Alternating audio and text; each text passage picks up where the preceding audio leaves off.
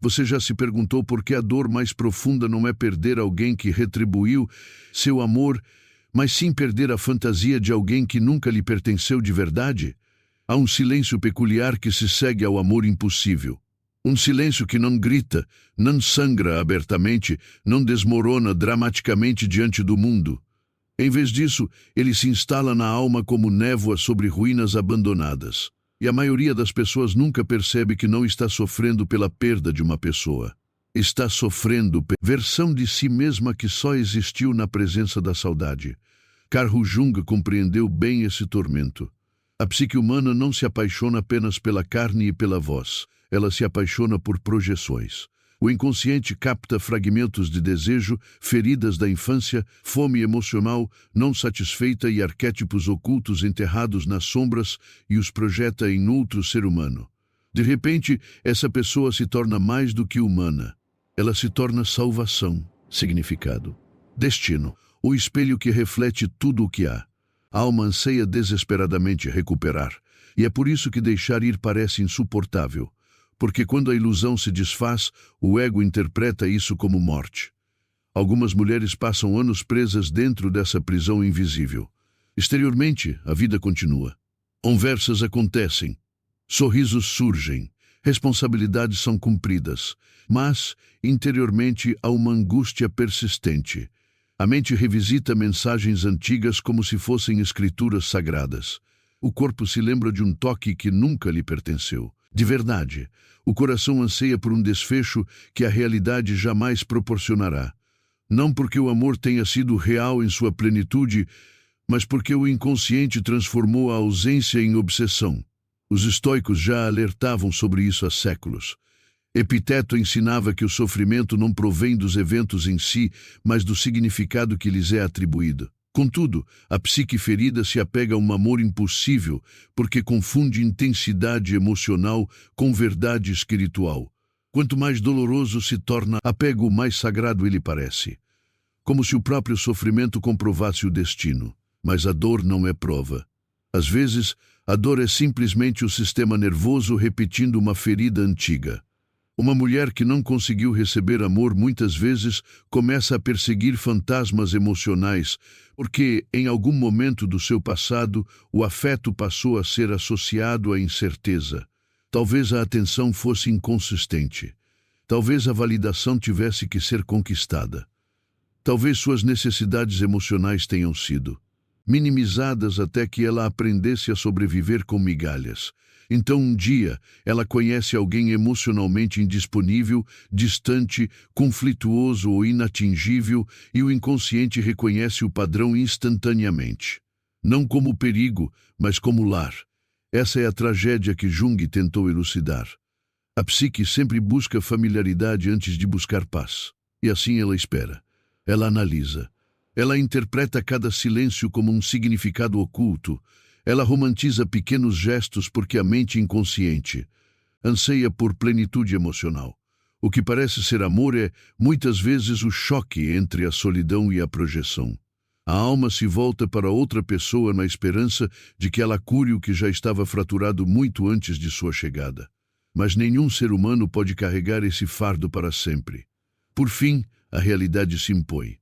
A pessoa vai embora, se isola, escolhe outra pessoa, desaparece emocionalmente ou simplesmente não consegue se tornar a fantasia que a psique criou ao seu redor. E é aí que o vazio surge, não apenas tristeza, mas um vazio profundo. Uma sensação terrível de oco, onde antes a identidade se ligava ao desejo. Veja bem, o amor impossível vicia porque mantém a psique suspensa entre a esperança e o desespero. A neurociência agora confirma o que os filósofos antigos pressentiam. A recompensa emocional intermitente cria um apego mais forte do que o afeto estável. A própria incerteza se torna inebriante. A mente começa a ansiar por uma resolução emocional da mesma forma que o corpo anseia pela sobrevivência. E é por isso que seguir em frente parece quase impossível no início. Porque o sistema nervoso confunde o desapego com a aniquilação. Mas por trás dessa agonia reside uma iniciação oculta. Jung acreditava que todo sofrimento profundo contém a semente da individuação, o processo de tornar-se íntegro. O colapso da ilusão não é um castigo, mas sim um confronto. A psique é forçada a encarar aquilo de que tentou escapar através da fantasia. Você nunca esteve realmente atrás deles. Você estava perseguindo os fragmentos perdidos de si mesmo refletidos neles. A mulher que começa a se curar compreende algo devastador, mas libertador. O vazio já existia antes da chegada da pessoa. Ela apenas a distraía de ouvir seu eco. E, uma vez que a distração desaparece, o silêncio se torna insuportável. É por isso que tantas pessoas se lançam imediatamente em outro relacionamento. Qualquer coisa para evitar ficar sozinha com a dor não resolvida, as necessidades não atendidas e a terrível pergunta que se esconde por trás de toda mágoa. Por que esse amor parecia necessário para a sobrevivência? Essa pergunta muda tudo, porque a cura não começa com o esquecimento da pessoa. A cura começa quando a ilusão perde o controle sobre a sua identidade. Quando você para de idolatrar o sofrimento emocional como prova de valor. Quando você para de medir o seu valor por quem não conseguiu te escolher. Marco Aurélio escreveu certa vez que a alma se tinge com a cor de seus pensamentos. E uma mente obcecada pela rejeição se torna lentamente uma prisão de autoabandono. Cada memória repetida fortalece as correntes. Cada idealização aprofunda a ferida. A psique fica presa na adoração daquilo que nunca foi totalmente real. Mas, em algum lugar sob a dor, um outro eu está à espera de emergir. Um eu mais sereno, um eu mais centrado. Uma mulher que já não se deixa embriagar pelo caos emocional disfarçado de paixão. E o primeiro passo para encontrá-la é assustadoramente simples. Ela precisa parar de fugir do vazio. No momento em que ela para de fugir do vazio, algo inesperado começa a acontecer. O vazio não parece mais um inimigo tentando consumi-la. Ele se torna um espelho, frio, incômodo, impiedosamente honesto. E, pela primeira vez, ela começa a perceber que o amor impossível nunca foi apenas sobre outra pessoa. Era sobre a guerra silenciosa dentro de si mesma. A maioria das pessoas teme o silêncio porque ele expõe a dependência. Sem distrações, sem fantasias românticas, sem esperança obsessiva, a psique é forçada a confrontar sua própria fragmentação. Jung chamou esse encontro de encontro com a sombra. Não há sombra do mal, mas o eu oculto, enterrado sob a performance, o apego e as estratégias de sobrevivência emocional. Uma mulher que não consegue libertar-se de um amor inatingível, muitas vezes carrega uma sombra de abandono, sentimento de inadequação e uma sede de validação. Ela pode parecer forte para o mundo, independente, inteligente e autoconsciente. Mas, no fundo, existe um eu emocional mais jovem, ainda à espera de ser escolhido, ainda tentando provar que finalmente é suficiente para merecer um relacionamento duradouro. E é por isso que a rejeição parece catastrófica. Não porque uma pessoa tenha ido embora, mas porque o inconsciente interpreta isso como a confirmação de todos os medos reprimidos que ela já carregava dentro de si. A sombra sussurra coisas cruéis durante a solidão. Diz-lhe que ela era demais, emocional demais, intensa demais, ou talvez insuficiente, não bonita o suficiente, não inesquecível o suficiente, não digna de devoção. A mente começa a construir narrativas falsas para explicar a perda, porque o ego prefere culpar a si mesmo a aceitar a aleatoriedade aterradora da limitação humana. Mas o amor impossível muitas vezes diz mais sobre o momento emocional e as feridas psicológicas do que sobre o valor pessoal. Ainda assim, a psique ferida resiste a essa verdade. Ela romantiza o sofrimento, porque o sofrimento cria apego à identidade.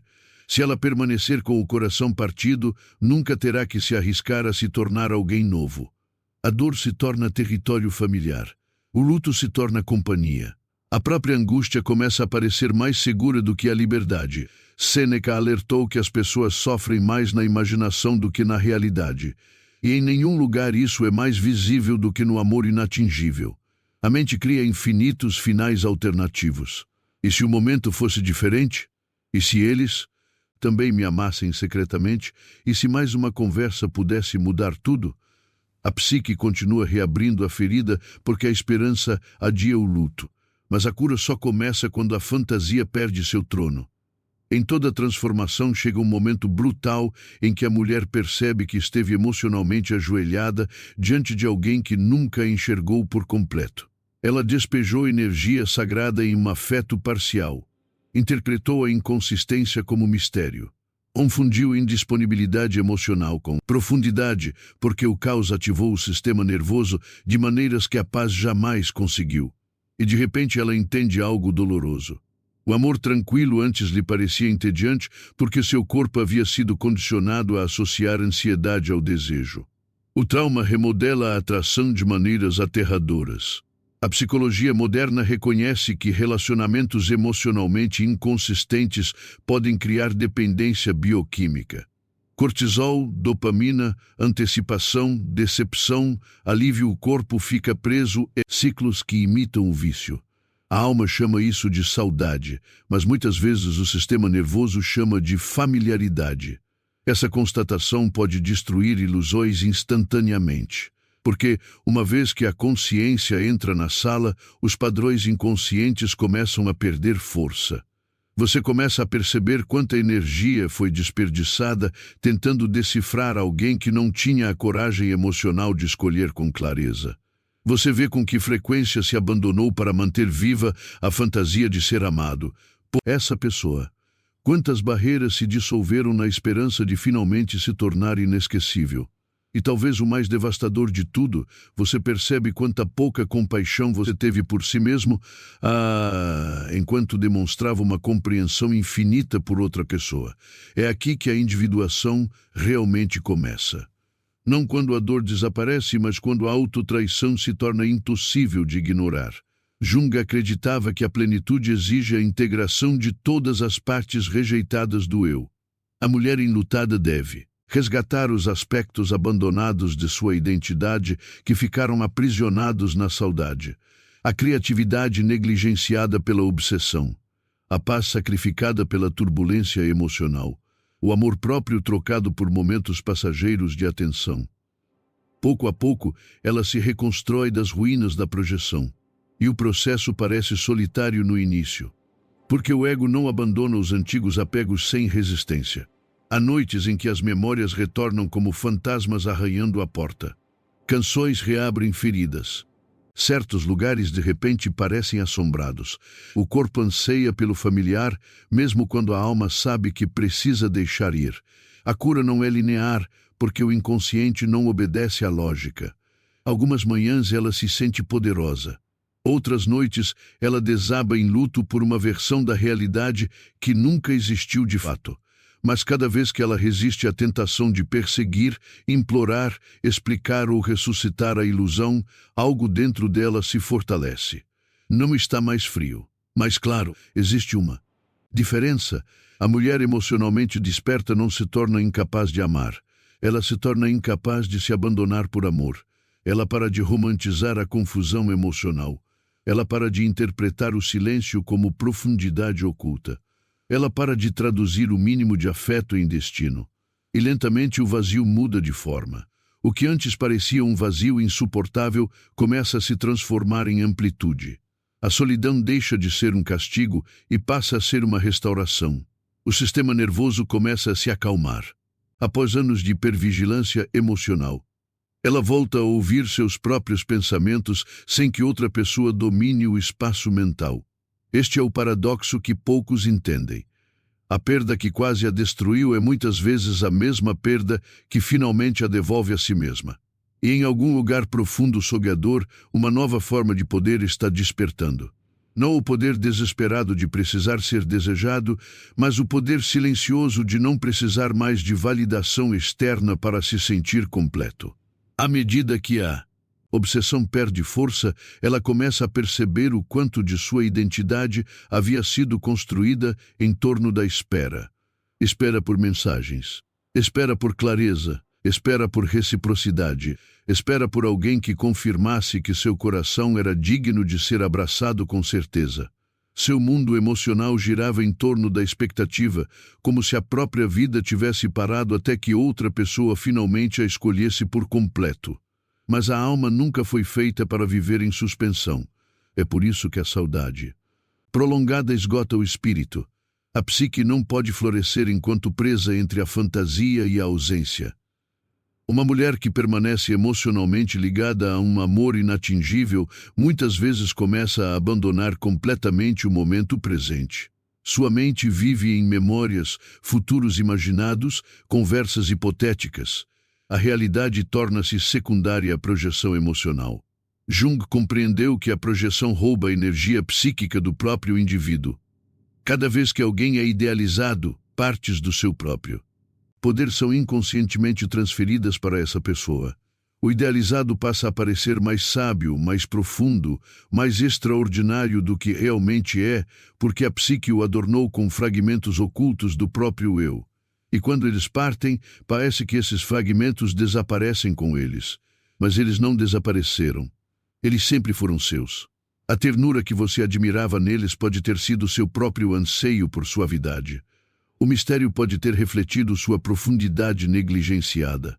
A força que você venerava pode ter sido uma força adormecida dentro de você, aguardando o reconhecimento. É por isso que a dor de um coração partido pode se tornar sagrada quando abordada conscientemente. O colapso da projeção força a alma a recuperar o que, sem saber, entregou. No entanto, a maioria das pessoas nunca chega a esse estágio porque permanece viciada na ressurreição emocional. Reabrem feridas antigas repetidamente, na esperança de que a memória possa recriar a intensidade emocional. Navegam pelas redes sociais em busca de sinais invisíveis. Amparam-se com novos parceiros. Ensaiam discursos que nunca usarão. A mente inconsciente continua tentando retomar o controle sobre um desfecho que não conseguiu evitar. Mas o controle é a ilusão favorita do ego. Marco Aurélio escreveu que não podemos controlar os eventos externos, apenas reagir a eles. E o amor impossível torna-se destrutivo quando uma mulher baseia sua identidade em resultados que não pode controlar. Ela começa a sacrificar a dignidade em troca da possibilidade. Ela negocia com o silêncio. Ela explica demais o seu valor a pessoas emocionalmente indisponíveis. Ela espera em portas trancadas, na esperança de que a persistência transforme a hesitação em devoção. Mas o amor verdadeiro não exige uma investigação emocional profunda. Não te deixa faminto por segurança enquanto sobrevive na ambiguidade. Uma conexão psicologicamente saudável pode parecer estranha no início porque não ativa instintos de sobrevivência. Não há necessidade de decifrar significados ocultos. Nenhuma necessidade desesperada de provar valor, nenhum jogo interminável de adivinhação emocional. E, ironicamente, essa calma muitas vezes aterroriza indivíduos feridos porque o caos um dia os convenceu de que estavam vivos. O sistema nervoso viciado em imprevisibilidade confunde paz com vazio. É por isso que a cura exige o recondicionamento não apenas da mente, mas do próprio corpo. O trauma reside na memória muscular, nos reflexos emocionais, nas respostas hormonais. A mulher que se cura de um amor impossível precisa aprender a se acalmar sem criar tempestades emocionais artificiais para se sentir conectada novamente. Ela precisa se familiarizar com a quietude. Esse processo pode parecer insuportável no início, porque o silêncio elimina a distração da dor não resolvida. E é aqui que muitos, inconscientemente, retornam a antigos vínculos. Não porque o relacionamento fosse saudável, mas porque o sofrimento parecia familiar. Os seres humanos frequentemente retornam a prisões emocionais simplesmente porque a liberdade lhes parece psicologicamente estranha. O ego ferido prefere a dor previsível à transformação incerta. Mas algo muda quando o amor próprio finalmente se torna mais forte do que a saudade. Uma mulher começa a se curar no momento em que para de se perguntar: por que eu não era suficiente para eles? E começa a se perguntar: por que eu estava disposta a aceitar tão pouco para mim mesma? Essa pergunta destrói toda a ilusão. De repente ela percebe quantas vezes traiu sua intuição para preservar a esperança. Quantas bandeiras vermelhas foram rebatizadas de potencial? Quantos momentos de negligência foram justificados porque a solidão fazia a inconsistência parecer preciosa? O medo inconsciente do abandono pode fazer com que até mesmo o mínimo de afeto pareça inebriante para alguém carente de afeto. Mas a consciência transforma o desespero em discernimento. A mulher emocionalmente desperta começa a perceber que o amor sem reciprocidade é autoaniquilação.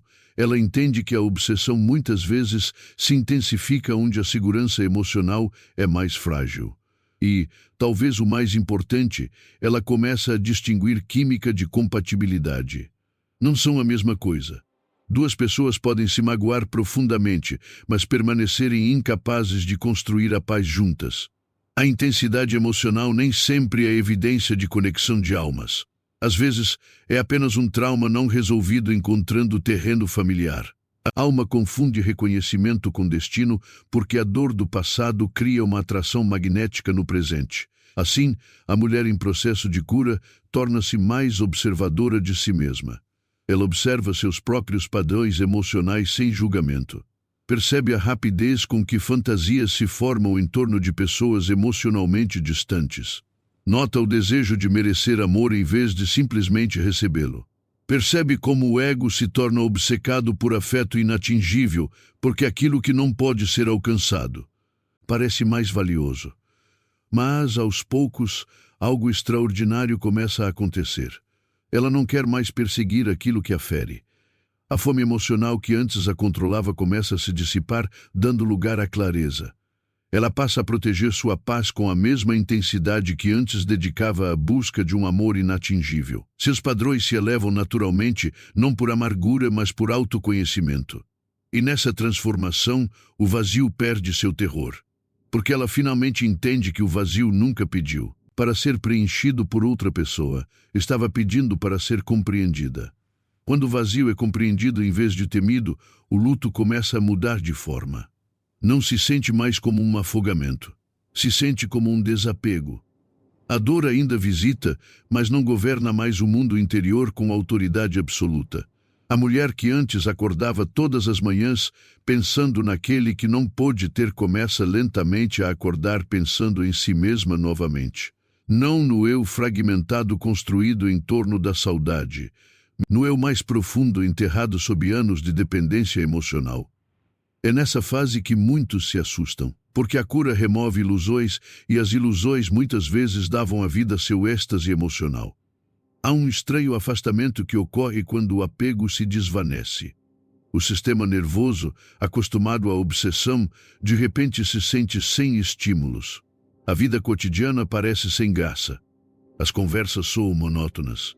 O desejo se torna mais silencioso. E por um instante, ela pode se perguntar se não se tornou emocionalmente insensível. Mas a insensibilidade nem sempre significa ausência. Às vezes, é a paz que chega a um corpo que só conheceu a guerra emocional. O mundo moderno glorifica a intensidade. Filmes, músicas e corações feridos romantizam o caos como prova de amor. O retorno dramático, a saudade impossível, a obsessão que causa insônia. Mas a psicologia junguiana revela uma verdade mais sombria. Pessoas com problemas emocionais frequentemente confundem posse emocional com conexão. Elas não buscam o amor em si, mas a plenitude psicológica através de outro ser humano. É por isso que o amor impossível parece tão avassalador. Promete o reencontro com partes perdidas de si mesmo. No entanto, nenhum relacionamento pode curar permanentemente o autoabandono. Ninguém consegue carregar o fardo das feridas não cicatrizadas de outra pessoa sem, eventualmente, sucumbir ao seu peso. A psique precisa, por fim, aprender a lição a qual resistiu desde o início. A integridade não pode ser terceirizada. E essa constatação transforma profundamente a mulher. Ela para de interpretar a rejeição como prova de inadequação, começa a vê-la como um redirecionamento. Nem toda conexão é para sempre. Algumas pessoas chegam apenas para expor fraturas ocultas na alma. Elas despertam feridas de abandono, padrões de dependência, desejos sombrios, medos de indignidade, não para te destruir, mas para revelar o que ainda precisa de cura. É por isso que a perda de um amor inatingível pode se tornar transformadora quando abordada conscientemente. O sofrimento desfaz a ilusão camada por camada. Primeiro, a ilusão de que o amor precisa ser conquistado através do sacrifício. Depois, a ilusão de que o anseio é igual ao destino. Em seguida, a ilusão de que o sofrimento emocional aumenta o valor pessoal. Finalmente, a ilusão mais profunda de todas, a de que outra pessoa possui o poder de completar a sua identidade. A mulher que sobrevive a essa morte psicológica começa a se reconstruir de uma maneira diferente. Não se trata de validação externa, em torno do alinhamento interno. Ela começa a escolher ambientes que acalmam seu sistema nervoso em vez de estimular a insegurança. Ela se torna mais protetora de sua energia emocional. Ela não glorifica mais a indisponibilidade emocional porque entende seu verdadeiro custo. O silêncio misterioso que antes a fascinava agora lhe parece emocionalmente imaturo. A inconsistência que antes desencadeava a obsessão agora lhe parece exaustiva em vez de excitante. Isso é evolução emocional. Não se trata de ficar mais frio, mas sim de se tornar mais difícil de manipular por meio da privação. Epiteto acreditava que a liberdade começa quando uma pessoa deixa de condicionar sua paz a coisas fora de seu controle. E em nenhum lugar essa sabedoria é mais necessária do que em assuntos do coração. A mulher corada compreende que não pode controlar se alguém a escolhe.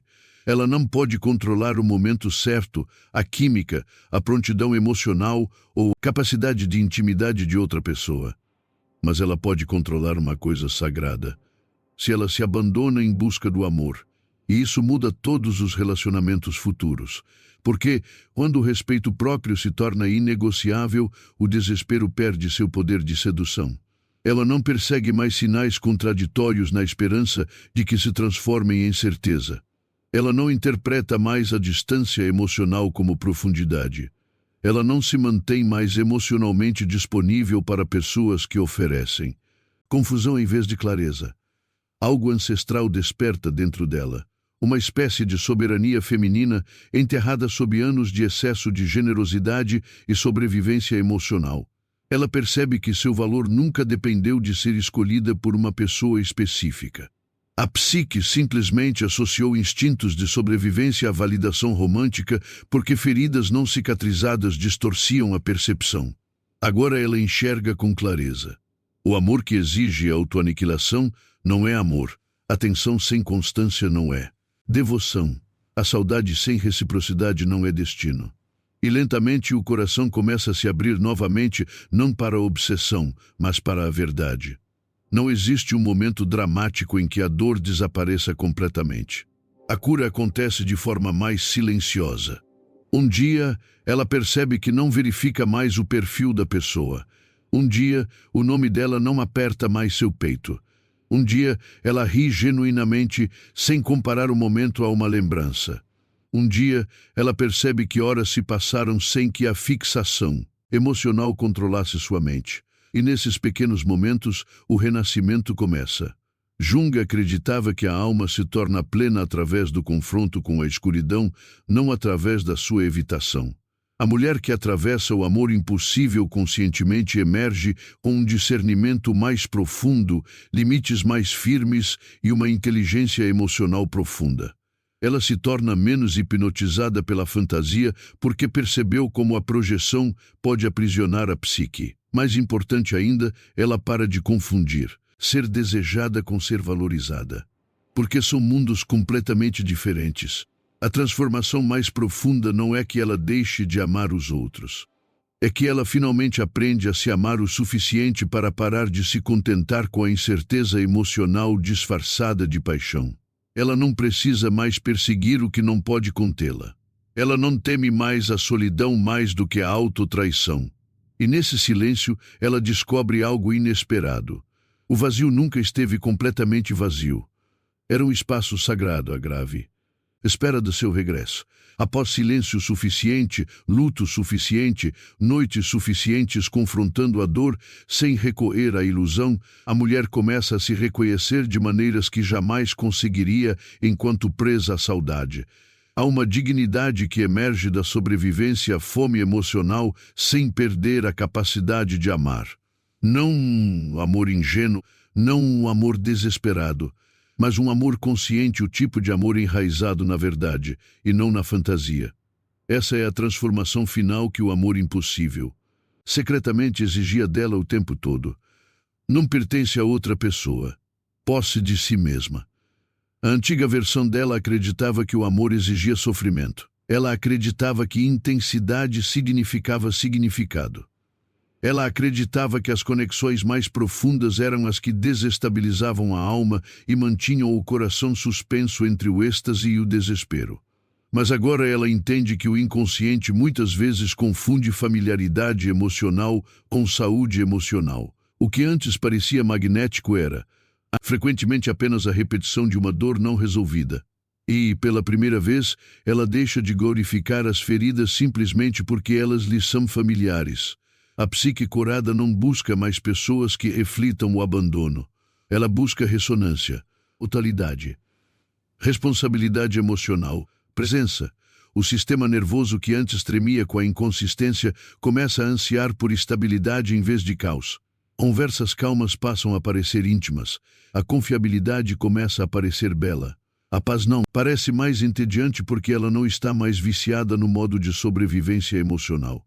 É isso que o verdadeiro trabalho interior cria. Não é a perfeição, discernimento. Carl Jung escreveu que a iluminação não vem da imaginação de figuras de luz, mas de tornar a escuridão consciente. A mulher que liberta o amor inatingível torna-se perigosa no sentido mais sagrado da palavra. Perigosa para a manipulação. Perigosa para os jogos emocionais. Perigosa para qualquer um que sobreviva. Alimentando-se da incerteza e de sinais contraditórios, porque ela finalmente consegue enxergar com clareza. Ela observa como muitas pessoas confundem atenção com intimidade. Quantas buscam validação chamando isso de romance? Quantas permanecem emocionalmente indisponíveis porque a vulnerabilidade ameaça a necessidade de controle do ego? E ela não rotula mais a incapacidade de outra pessoa de amar profundamente como algo pessoal. Esse nunca foi um fardo que ela tivesse que carregar.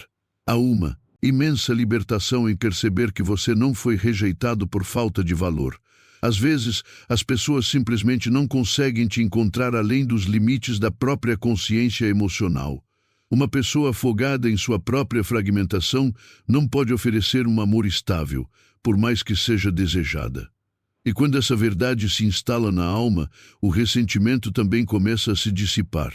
Não porque o que aconteceu não tenha doído, mas porque a compreensão substitui a autoculpa. A mulher que se cura para de se perguntar por que não foi escolhida e começa a reconhecer quantas vezes ignorou sua própria voz interior para preservar a fantasia. Ela se lembra dos momentos em que sua intuição sussurrou avisos que ela silenciou, dos momentos em que a clareza surgiu brevemente antes que a saudade a enterrasse novamente. A alma sempre sabe quando algo está incompleto. Mas corações feridos muitas vezes negociam com a verdade porque temem a solidão mais do que o sofrimento. Agora ela teme algo muito, mais profundamente, abandonando-se novamente. Esse medo se transforma em sabedoria, e a sabedoria transforma toda a paisagem emocional da vida dela. Ela se move de forma diferente agora, mais devagar, mais observadora, menos hipnotizada pelo charme e mais atenta à consistência.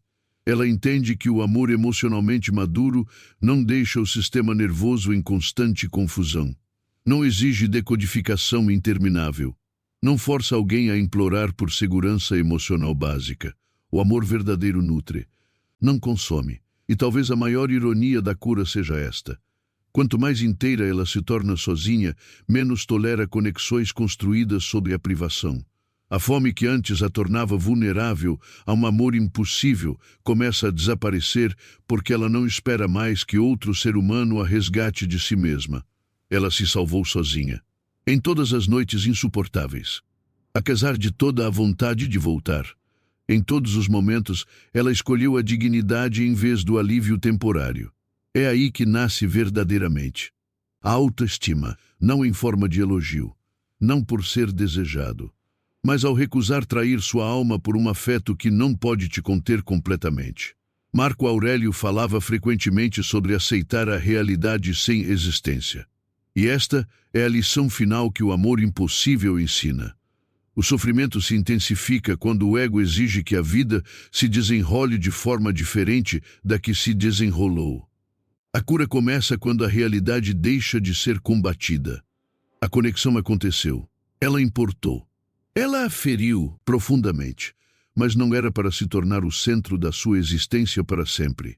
Alguns amores entram na vida não para permanecer, mas para despertar, para expor dependências ocultas, revelar o custo do autoabandono, para forçar um confronto com a sombra e, em última análise, para guiar a alma de volta a si mesma. Agora, quando ela se lembra dessa pessoa, a memória já não controla sua identidade. Pode ainda haver ternura, talvez até gratidão, mas nenhuma adoração, nenhum desespero, nem ilusão de que a felicidade dependa de ser escolhida por alguém incapaz de escolher plenamente. Os grilhões emocionais se dissolveram, e em seus lugares surge uma mulher que finalmente compreende a diferença entre apego e amor. O texto diz: sem você estou incompleto. O amor diz: eu te honro sem me abandonar.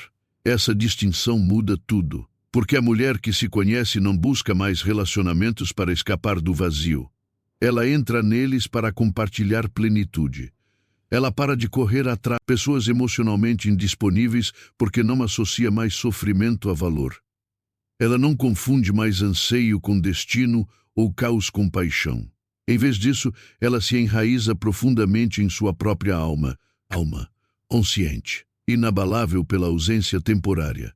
E nesse renascimento, ela descobre a liberdade que versões feridas de si mesma jamais poderiam imaginar. A mulher que conhece o seu valor não corre atrás, ela escolhe.